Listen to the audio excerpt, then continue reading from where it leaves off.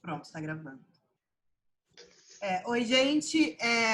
Hoje eu vou falar para vocês um pouquinho sobre uma questão que eu acho que é importante para todo mundo e que existem muitas dúvidas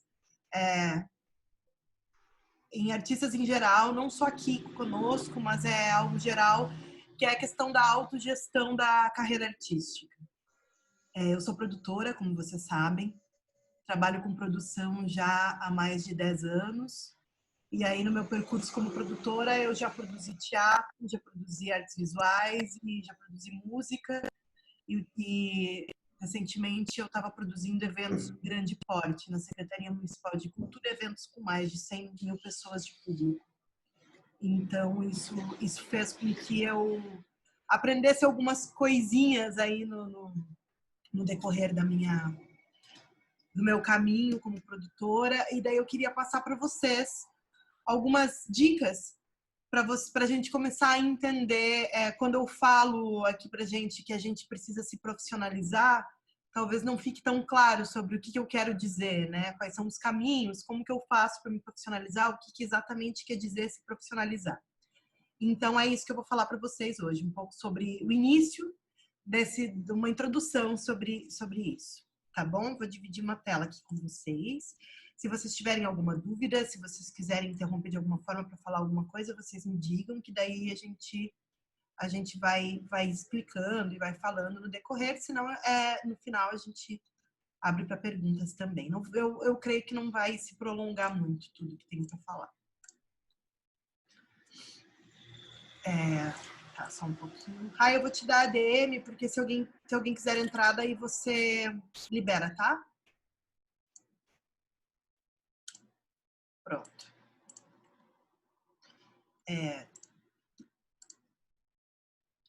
Ok, peraí. Então tá. Então eu vou falar sobre a questão da autogestão da carreira artística. Vou começar falando sobre o que é ser artista. Eu acho que essa é a primeira pergunta que a gente tem que se fazer sempre quando a gente fala sobre arte. O que é a arte, né? O que é ser artista? O que eu quero fazer enquanto artista? Eu procurei algumas definições e tal, e eu acho que a que eu achei mais interessante é essa aqui, que é o papel do artista é falar pela sociedade. A arte é uma linguagem que se comunica de diversas formas, seja através do corpo, ou de pinturas, ou da música. O artista utiliza suas obras para denunciar, encantar, abrir caminhos para novos pensamentos. Então, o ato de ser artista... Pode falar, Rai. Eu não sei se é só a minha tela, mas não está aparecendo aqui. Não? Não está aparecendo ainda o compartilhamento. Para mim tá sem nada. Eu achei que nem tava rolando slide ainda. Não, peraí, deixa eu tentar de novo. Libera aí para mim, Rai, que agora você é o host. Você tem que liberar. O que eu tenho que fazer? Você vai ali em share screen e daí você vai ter algumas configurações. Você coloca, tipo... múltiplos participantes. Rolou? Rolou. Deixa eu tentar de novo então, galera. Agora tá rolando? Ainda não. Tá rolando? Vocês estão vendo? Sim. Tá. Agora sim. Tá, beleza. Então, continuando. Então, eu acho que é importante a gente ter em mente essa questão qual é a utilidade do artista no mundo, né? Que em muitos momentos a gente se pergunta o porquê ser artista? Qual que é a função da arte? Se existem profissões que são mais úteis, né? Como médico, como advogado, enfim, por que artista tem utilidade? Então, a função do artista, né? A principal função da arte no meio social é representada através da linguagem que ultrapassa a comunicação simples, ao transmitir ideias e sentimentos, influenciando culturalmente o meio, fazendo assim uma interação homem e sociedade. A arte vem para traduzir sentimentos, gerar empatia e até experimentar sentir um novo, pensar fora do que nós acostumamos e ver como os sentimentos são universais. Então, a nossa função na sociedade enquanto artistas é compreender o mundo da forma como as pessoas normalmente entendem ele, de uma forma mais dura, menos subjetiva, menos metafórica, e transformar em pensamento metafórico, pensamento artístico, para suavizar as questões do mundo e também fazer refletir. Às vezes, através de uma metáfora, você dá às pessoas uma nova compreensão de mundo. Através de uma música, você desperta sentimentos nas pessoas que elas talvez não despertassem de outra forma. Então, a nossa função é mostrar ao mundo outras possibilidades de vê-lo, que não seja da forma literal, como a vida se apresenta. Né? A partir daí, tem várias formas de se fazer. Você pode fazer ou pela música, pela pintura, pela performance, teatro, dança, enfim, uma linguagem híbrida que representa isso tudo. Mas o que vem na frente é a gente ter para a gente a certeza de que o nosso papel é importantíssimo para sensibilizar o mundo. Sem artistas, o mundo seria muito bruto. E, enfim, né? A gente não teria a maioria das coisas que a gente tem. Quando você vê aí as pessoas falando que a arte é inútil, eu normalmente pergunto, bom, então você não assiste filme, né? Você não lê um livro, você não escuta música na rádio, porque nada disso você conseguiria fazer sem artistas, né? Então, a necessidade do ser humano de absorver a arte data muito tempo atrás. Mas, enfim, isso também o Rai fala depois, sobre a história da música, como ele já está falando. Então, vamos ao que interessa. Como fazer da arte profissão? A gente tem várias formas, tem vários caminhos para a gente se profissionalizar. Quando você vai ser contratado para executar um trabalho por um bar ou uma instituição, alguém que precisa pagar para você executar, é muito comum as pessoas pedirem CNPJ, pedirem a tua empresa. O porquê que as pessoas pedem CNPJ para você? Porque, assim como qualquer serviço que você vai vender, uma pessoa que tenha uma loja, por exemplo, ela precisa de CNPJ para vender seu produto. Uma pessoa que tenha um comércio de comida também precisa do CNPJ. Da mesma forma, a gente precisa ter o CNPJ para vender nosso produto. A pessoa que está pagando o serviço vai utilizar esse teu CNPJ para questões de imposto de renda e para organização dela própria. E você vai fazer recolhimento de imposto de renda, que vai te dar uma série de benefícios ao abrir um CNPJ. Então, por isso que é tão importante a gente ter o CNPJ e isso ser uma das primeiras etapas quando você quer trabalhar mesmo e fazer da arte a sua profissão. A gente tem essa possibilidade, que é meio recente, veio da época do governo da Dilma, que é a abertura da MEI. A MEI é o microempreendedor individual. Antes da MEI, a gente só tinha a possibilidade de abertura de empresa de fato, assim,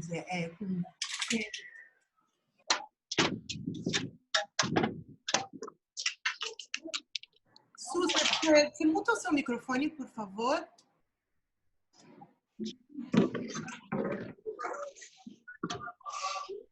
Oi, Clary. É que a Su estava com o microfone aberto. A Su? Já foi já.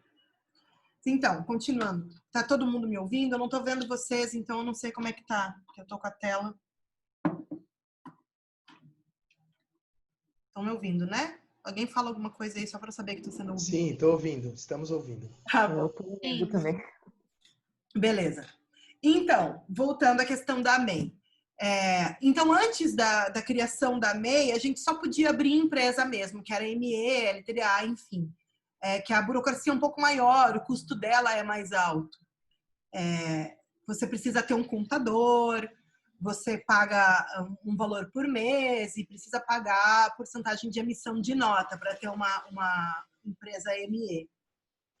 A MEI, ela vem para você abrir a sua empresa como empreendedor individual, como pessoa única. Quando você não quer ter sócios ou você precisa de um CNPJ para se profissionalizar, a MEI, ela é perfeita. ela é muito simples de ser aberta. Depois eu mostro para vocês ali o site, mas é muito simples. Se você digita lá no Google abertura de MEI, ela já vai te encaminhar direto para o site da plataforma do Portal de Serviços do Governo Federal. Você preenche alguns dados seus ali, RG, título de eleitor, se for preciso, declaração de imposto de renda, às vezes eles nem pedem, contato e o tipo de atividade que você vai realizar. Pela MEI você consegue cadastrar 2 atividades, sendo uma principal e uma secundária.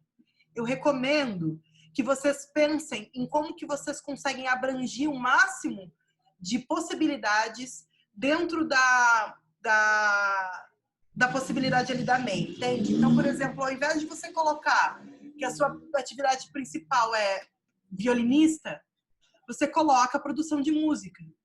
Porque como produção de música, você consegue ampliar as possibilidades de contratação. Às vezes você vai se inscrever num edital que ele vai ser muito específico e ele vai falar coisas do tipo assim, o CNPJ ele só é aceito nas tais categorias. Normalmente, coisas do tipo produção musical, produção artística, produção cênica, que são mais amplas, você consegue entrar em mais possibilidades. Quanto mais você afunila, menos possibilidades você tem para conseguir desempenhar coisas que exigem especificação mesmo. Mas, enfim, a abertura da MEI é essencial e muito importante para... Peraí, só um pouquinho, gente. Então, a abertura da MEI é essencial e muito importante mesmo para executar essa questão da profissionalização em arte. Para que serve a MEI, então? Né? Eu já falei, mas só para repetir, então, para contratação através do CNPJ, direitos trabalhistas, entrem lá no site da MEI, vocês vão ver que existem muitas coisas que o pagamento mensal da MEI te proporciona. Uma delas é recolhimento de INSS, o que significa que daqui a uns anos, lá para frente, você consegue se aposentar através do pagamento mensal da sua colaboração lá na MEI. Também tem umas outras possibilidades que eu não sei direito como funcionam, mas também tem remuneração por afastamento médico e bolsa maternidade para quem tem MEI. Aí eu não sei como é que funciona essa tramitação e tal, mas é legal dar uma pesquisada, porque são coisas que a MEI proporciona. E essa questão da profissionalização da arte, né? É muito diferente se você é contratado para, sei lá, tocar num evento, numa formatura, né, em algum tipo de evento que vai pedir para você emitir nota, você dizer, sim, eu tenho nota. Eu posso emitir a minha nota, te dar mais possibilidades e te dar mais respaldo enquanto profissional da arte. Então, aqui são todos os passos, depois eu posso mandar esse arquivo para vocês, mas também é bem fácil de achar na internet, todos os passos para abrir a MEI. Então, você vai entrar no site, vai clicar no botão, daí ele vai pedir sua conta, seus cadastros, enfim. Aqui está todo o passo a passo de como você realiza. É muito simples e ele vai pedir depois que você faz esse cadastro, você vai ter que ir lá presencialmente. Isso é complicado agora nesse período que a gente está vivendo, mas eles estão marcando, eles estão fazendo agendamento em horários bem espaçados, assim, para não ter muito contato, mas você vai lá só uma vez também, só para assinar a documentação e já resolve essa questão, caso alguém tenha interesse em abrir a MEI agora nesse período. Aqui são os valores da MEI, só para vocês entenderem como que funciona. No nosso caso, que é prestação de serviços, é o segundo item aqui, você vai pagar só esse valor mensal de R$ 57,25. MEI não tem custo de imposto. Por exemplo, ME, a minha empresa é uma empresa ME. Por que eu tenho uma empresa ME e não uma MEI? São alguns fatores. Com a ME eu posso ter sócio. MEI você não pode ter sócio, é individual.